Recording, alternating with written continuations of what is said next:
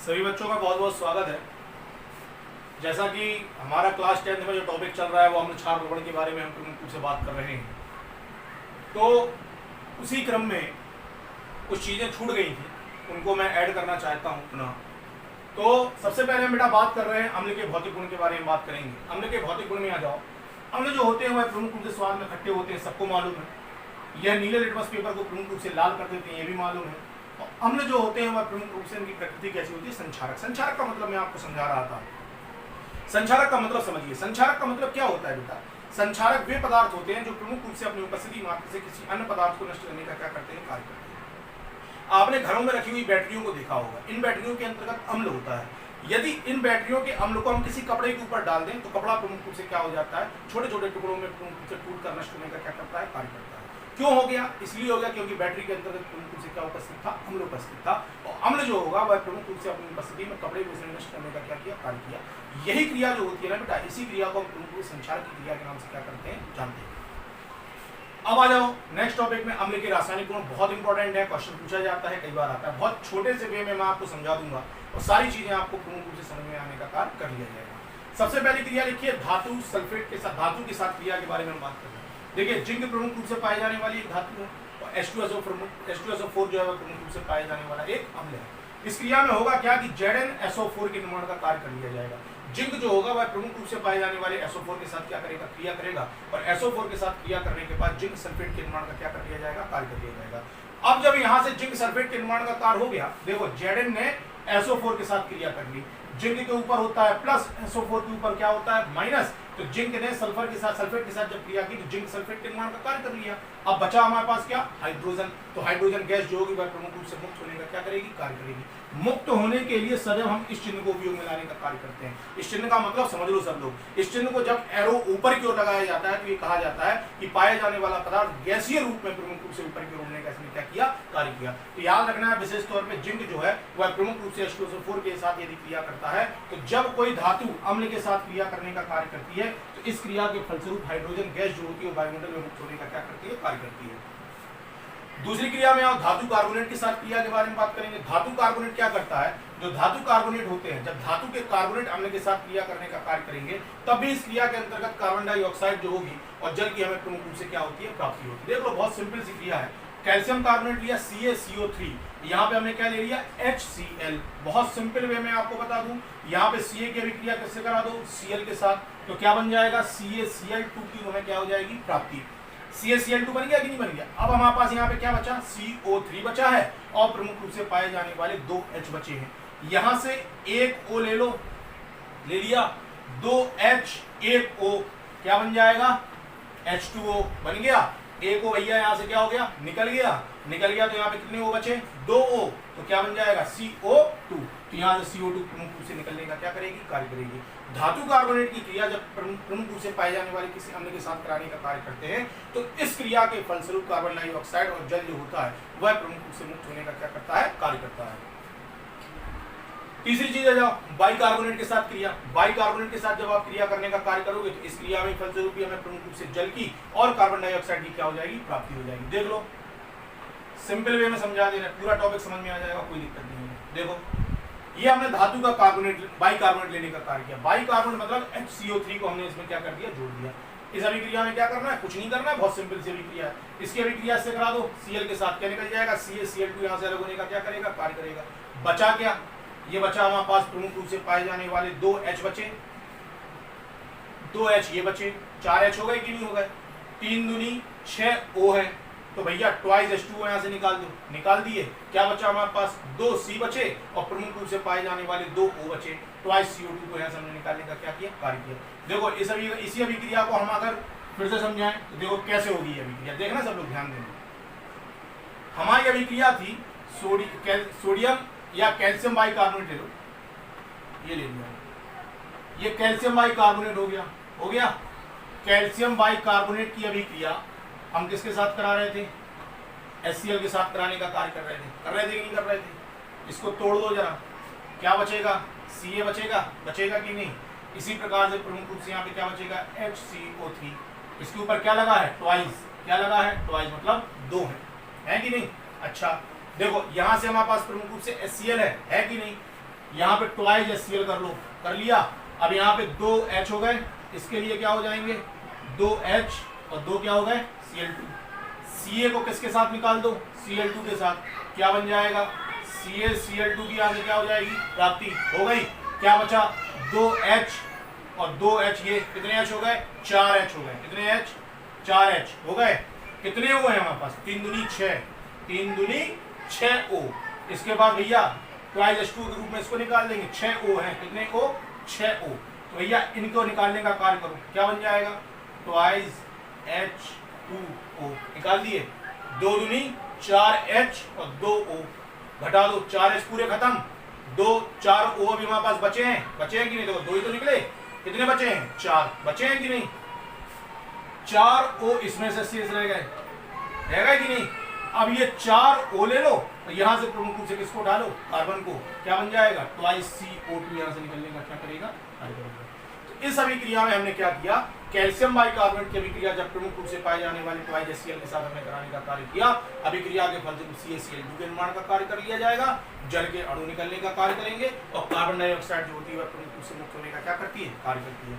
इस प्रकार से प्रमुख रूप से धातु के कार्बोनेट के साथ जो हमारे पाया जाने वाला जो आपका अम्ल होगा वह इस प्रकार से क्रिया करने का क्या करेगा कार्य करेगा। आगे आओ, आगे के टॉपिक में देखो धातु ऑक्साइड के साथ अभिक्रिया कराना। ऑक्साइड, कैल्शियम ऑक्साइड ले लिया, कैल्शियम एक धातु, ऑक्सीजन उसका ऑक्साइड, कैल्शियम ऑक्साइड हो गया। यहाँ पे क्या है ट्वाइस HCl है, अभिक्रिया कराओ CaCl2 बना दो सीधा, 2 Cl है 2 Cl हो गए, CaCl2 निकाल दिया, क्या बच रहा हमारे पास ट्वाइस H2O, 2 H 1 O बच रहा, H2O को यहाँ से निकालने का क्या करिए कार्य करिए। इस प्रकार से प्रमुख रूप से पाए जाने वाले कैल्शियम क्लोराइड और जल के प्रमुख रूप से निर्माण का क्या कर लिया जाएगा कार्य कर लिया जाएगा। आगे आओ, आगे आओ भैया, अगला देखो अम्लों के उपयोग में आ जाओ। अम्ल का उपयोग पेट्रोलियम उद्योग में किया जाता है, अम्ल का उपयोग कृत्रिम रेशों के निर्माण में किया जाता है, धातु के शोधन में किया जाता है, औषधियों के निर्माण में किया जाता है, उर्वरक के निर्माण में हम इस क्रिया को प्रमुख रूप से अम्लों को उपयोग मिलाने का क्या करते हैं कार्य करते हैं। अगले पे और एक नोट लिखा है, बहुत पूछा जाता है, क्वेश्चन आता है सोरे का अम्ल किसे कहते हैं, इसको कहते हैं नाइट्रिक अम्ल को प्रमुख रूप से सोरे के अम्ल के नाम से क्या करते हैं जानते हैं। अगला नोट, ये भी इंपॉर्टेंट है, ये तीनों नोट बहुत इंपॉर्टेंट है, 4 नंबर तक पूछे गए हैं, विशेष तौर पे याद रखना है। अम्लों की प्रबलता का क्रम, सबसे प्रबल अम्ल किसको मानते हैं HCl हो गया, फिर उसके बाद HNO3, फिर H2SO4, फिर एसिटिक अम्ल, फिर बाइकार्बोनेट, फिर हाइड्रोजन साइनाइड को प्रमुख रूप से हम पाए जाने वाले अम्ल के नाम से क्या करते हैं जानते हैं। जैसे जैसे आगे बढ़ते जाओगे, जैसे जैसे आगे, ये पीछे की तरफ पाए जाने वाला सबसे प्रबल अम्ल और यहाँ पे पाए जाने वाला जो अम्ल होगा वो सबसे दुर्बल अम्ल। तो पूछा जाए सबसे प्रबल अम्ल कौन सा होता है HCl, सबसे दुर्बल अम्ल कौन सा होता है HCl। इसी प्रकार से क्षार में आ जाओ, क्षार में भी आप आगे की ओर बढ़ने का कार्य करो, बढ़ो भैया आगे की ओर। सबसे प्रबल क्षार कहलाएगा KOH, फिर NaOH, फिर NH4OH, फिर बेरियम हाइड्रोक्साइड BaOH का होल ट्वाइस। अगले आओ, अगले टॉपिक पे आओ भैया, देखो अगले टॉपिक पे बात करते हैं, क्षार के बारे में बात करते हैं। क्षारों के भौतिक गुण के बारे में बात करो। क्षार जो होते हैं स्वाद में तीखे और कड़वे होते हैं, क्षार लाल लिटमस को नीला कर देते हैं। क्षार की प्रकृति संक्षारक, संक्षारक अभी हमने बताया वे पदार्थ जो किसी पाए जाने वाले अन्य पदार्थ को जैसे कपड़े को नष्ट करने का क्या करें कार्य करें, इस प्रकार पाए जाने वाले पदार्थ को संक्षारक पदार्थ के नाम से क्या करते हैं जानते हैं। अब लो रासायनिक गुण में आ जाओ, सिंपल सिंपल रासायनिक गुण कुछ नहीं है। क्षार की अभिक्रिया पहले धातु के साथ कराओ, ये है धातु जिंक, ये सोडियम का हाइड्रोक्साइड क्षार, जिंक को किसके साथ निकाल दो पाए जाने वाले सोडियम के साथ निकाल दो, क्या बन जाएगा सोडियम जिंकेट की क्या हो जाएगी प्राप्ति, बचा क्या हाइड्रोजन, हाइड्रोजन को निकाल कर यहाँ से क्या कर लीजिए अलग कर दीजिए। याद कर लेना इसको, विशेष तौर पे बहुत इंपॉर्टेंट अभी परिभाषा है, बहुत इंपॉर्टेंट प्रमुख रूप से पॉइंट है। जब धातु की क्रिया किसी क्षार के साथ कराने का कार्य करते हैं तो पाए जाने वाले धातु के जिंकेट के निर्माण का कार्य किया जाता है और अभिक्रिया के फलस्वरूप हाइड्रोजन गैस मुक्त होने का क्या करती है कार्य करती है। आगे आओ, आगे आ जाओ भैया, अगले टॉपिक पे देखो, अगला है अधात्विक ऑक्साइड के साथ। अधात्विक मतलब जैसे कार्बन यहाँ पे प्रमुख रूप से अधात्विक ऑक्साइड है। जितनी भी गैसें प्रकृति में सब की सब प्रमुख रूप से पाई जाने वाली अधात्विक गैसों के रूप में अधातु के रूप में इनको क्या किया जाता है जाना जाता है। अधात्विक ऑक्साइड, अधात्विक मतलब हो गया कार्बन, ऑक्साइड मतलब ऑक्सीजन को जोड़ दो, जोड़ दिया क्या बन गया CO2 बन गया कि नहीं बन गया, क्या बन गया CO2 बन गया। इसकी अभिक्रिया क्षार के साथ करा दी, कैल्शियम हाइड्रोक्साइड बन गया। कैल्शियम हाइड्रोक्साइड के साथ इसकी हमने अभिक्रिया कराने का कार्य किया। अभिक्रिया में पहले CaCO3 के निर्माण का कार्य हो जाएगा, जल के निर्माण का। देखो CaCO3 कैसे बना, देखो कितने क्या है ये CO2, कितने O और जोड़ दें, ये तीनों O हो जाएंगे। तो आप कहोगे सर एक O और जोड़ दो तो ये बन जाएगा। ये एक O यहाँ से हमने ले लिया, क्या बन गया CO3 बन गया कि नहीं बन गया, CaCO3 हमने यहाँ से क्या कर दिया, निकाल दिया। देखो यहाँ पे 2 O हैं, इस 2 का गुणा अंदर कर दो तो कितने O है, 2 O। एक तो हमने निकाल दिया, इसके साथ जोड़ के अलग कर दिया, CO2 के साथ एक O जोड़ा, CO3 को निकाल दिया, CaCO3 निकल गया। एक O बचा, 2H बना दो, क्या बन जाएगा, H2 बनने का क्या करेगा, कार्य करेगा। इस प्रकार से हम जब प्रमुख रूप से पाए जाने वाले अधात्विक ऑक्साइड की अभिक्रिया प्रमुख रूप से क्षार के साथ कराते हैं तो अभिक्रिया के फलस्वरूप हमें लवण तथा जल की क्या हो जाएगी, प्राप्ति हो जाएगी। अच्छा, आगे की ओर आने का कार्य करते हैं। नेक्स्ट पेज को हम इसको खोलेंगे, देखते हैं। अगला पेज लोडिए, नेक्स्ट पेज पे आ जाओ।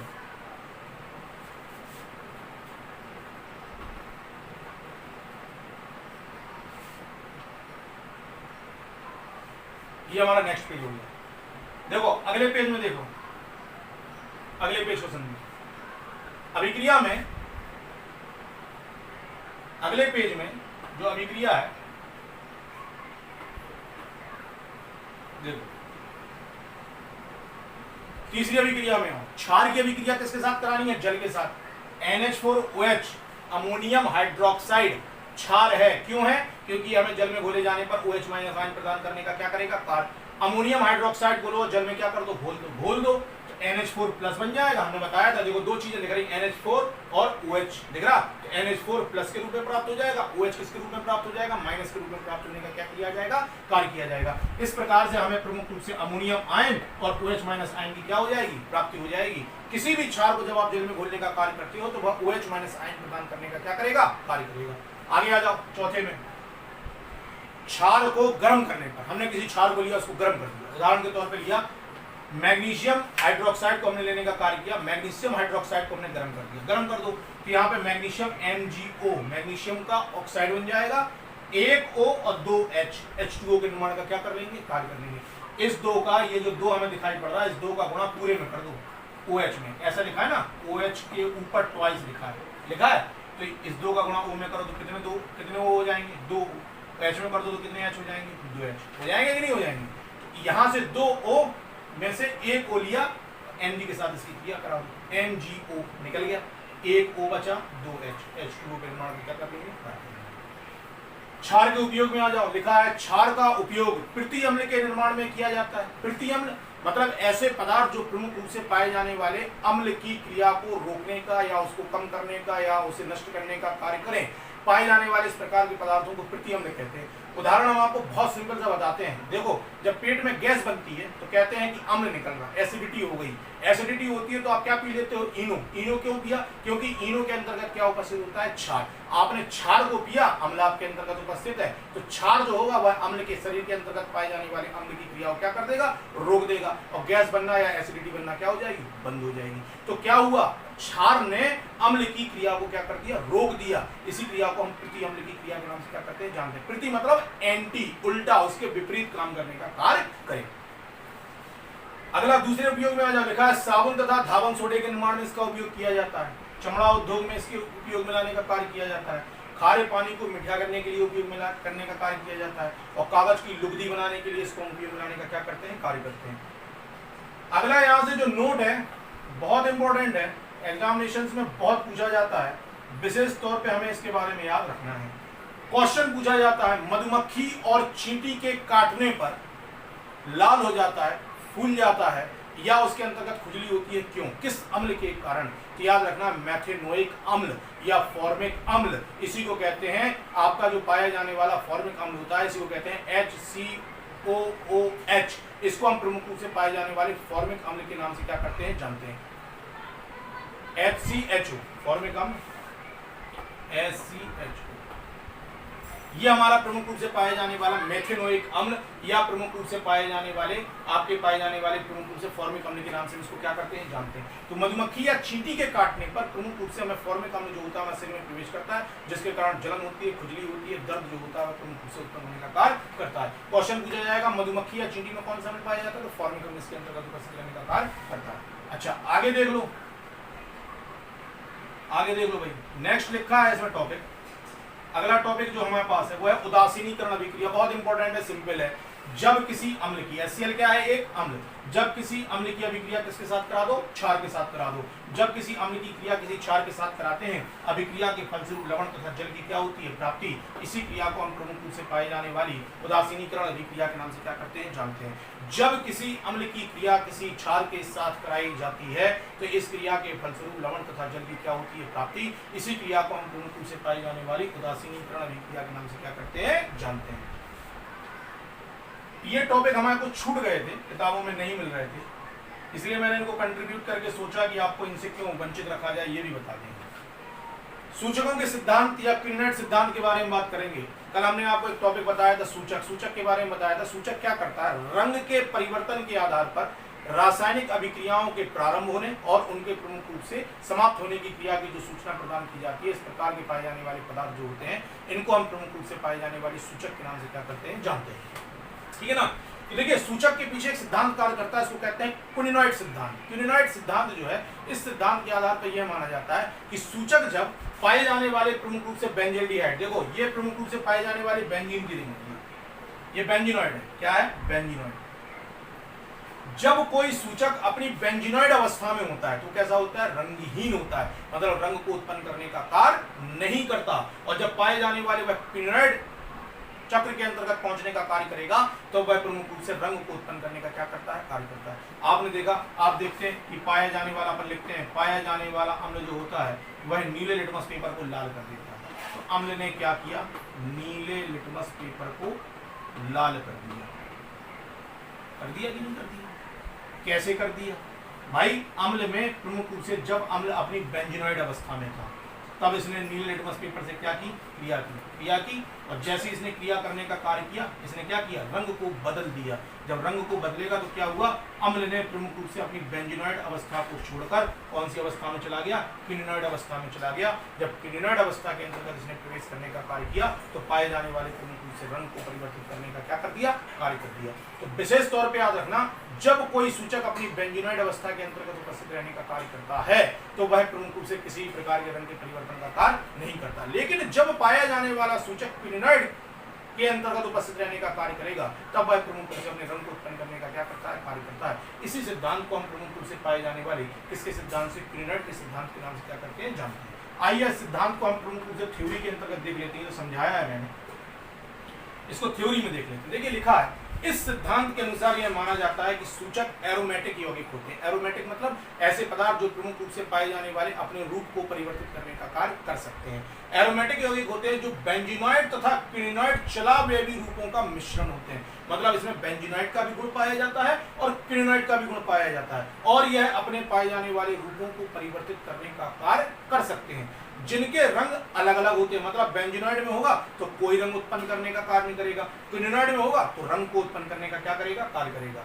तथा अम्लीय एवं क्षारीय माध्यम में इनका अनुपात कैसा होता है, अलग अलग होता है। अतः यह अम्लीय एवं क्षारीय माध्यम में अलग अलग रंगों को प्रदर्शित करने का क्या करते हैं, कार्य करते हैं। कोई भी सूचक यदि अपने रंग को परिवर्तित नहीं कर रहा तो वो कौन सी अवस्था में होगा, बेंजीनॉइड अवस्था में होगा। और जैसे रंग को परिवर्तित करेगा तो किसमें चला जाएगा, क्विनोइड अवस्था के अंतर्गत जाने का क्या करेगा, कार्य करेगा। इसी सिद्धांत को हम प्रमुख रूप से क्विनोइड सिद्धांत के नाम से क्या करते हैं, जानते हैं। एक चीज और सुन लो भैया, ये टॉपिक किसी बुक में नहीं है, लेकिन एनसीईआरटी एग्जामिनेशन में, यूपी बोर्ड एग्जामिनेशन में टॉप मोस्ट इंपॉर्टेंट है। 4 नंबर के लॉन्ग क्वेश्चन में इसको पूछा जाता है, इसलिए इसको याद करना है, विशेष तौर पे अपनी कॉपी पर लिखना है।